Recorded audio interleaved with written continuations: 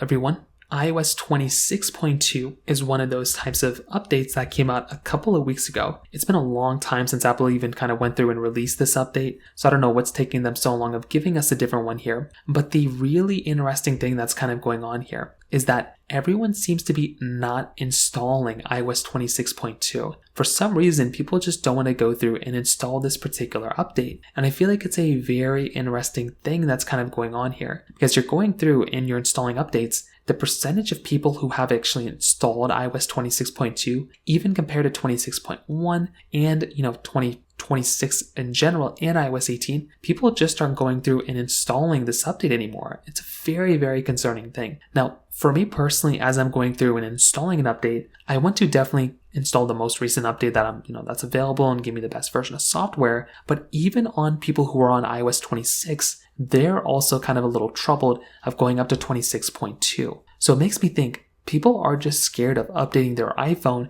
to iOS 26.2, and most people right now are installing and keeping iOS 18 on their devices. Those are the ones that I'm looking at, and those are the ones that I'm pretty much recommending for most people is to install iOS 18, but a majority of people aren't doing that. They are installing iOS 18 only, and they're not even upgrading once they're on iOS 26. So I think people are just scared to go and upgrade on iOS 26, and that's kind of what's going on here. So it's going to be very interesting to see what happens in the future, but right now, I really do think a majority of people right now just don't want to go through and install iOS 26.2, and I don't think many people like iOS 26 in general. So in terms of that pretty much covers it up there. If you have any other thoughts or questions, please let me know in the comment section below. Hit the like button, that would mean so much, but definitely hit that subscribe button. More importantly than everything else, I love every single one of you guys. Hopefully I'll catch you guys in the next video. Peace out till then.